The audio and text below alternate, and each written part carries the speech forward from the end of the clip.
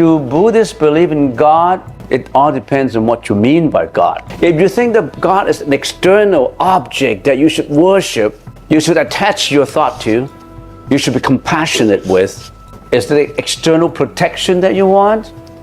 I don't feel secure. I always want a God who created. There must be a creator who created me, who created the whole world. And we humans sometimes want to give simple answers to complicated questions by saying that there must be a creator. Then the Buddhists say there's no such thing. Don't attach to God. But then, if the definition is God is something that is some truth that I want to look for, I want to investigate, I want to find out. Why are things like that? Why are reality like that?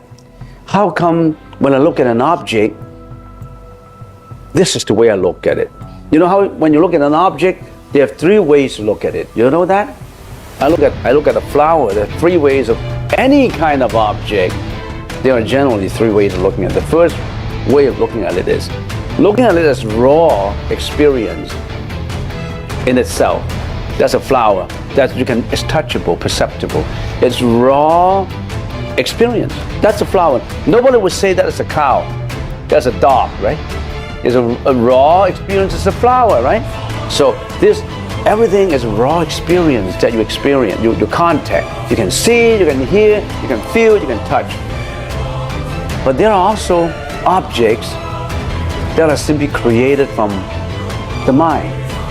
They are not raw, real experience. The second kind of objects.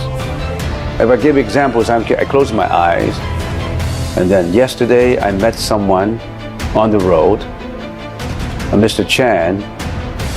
I called him and he couldn't answer me. Maybe he disliked me. I had an encounter with him.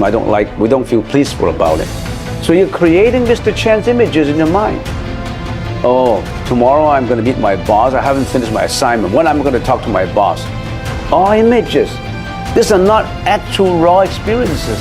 These are illusions in your mind. Oh, this is God. Yesterday I saw God. That's also an illusion. Talking about God, it could be an illusory God. You're creating images in you. That's the second kind. Those are illusions. The third kind is a mixture of number one and number two. It has both a combination of raw experience and illusion. For example, in the evening, I saw someone there about 8 o'clock. It's so dark now. That's a ghost. There must be a ghost. But actually there was a guy walking in there, and he's not a ghost. That guy, a guy, is a raw experience, a guy. Your illusions throwing, reflecting on it, saying that as a ghost, there's illusions. So there's a combination of illusions and raw experience. Everything would fall into that category. It's easier to deal with crude raw experiences than illusionary experiences. And God, that God concept, getting all these things confused up. Sometimes it's raw experiences when you say, I pray to God and I can see God. It's illusions. And then you read the Bible or the Sutra or the Holy Quran, and that is something that is raw experiences. And sometimes this is the way your internal commentator look at God and look at religions, another kind of objects. Do you know that you have an internal commentator in you? You judge everything.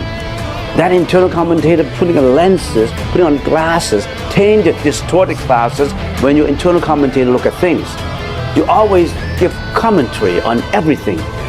You like this, you dislike this. That guy is a bad guy. This is a rich guy. This is a handsome guy. This is an ugly guy. That internal commentator getting into problem. Why do I have depression? Why am I angry sometimes? How come I'm not successful? How come I'm not good enough? A lot of people say, I'm not good enough in this and that. How come I'm not good enough? How come I can't get what I want?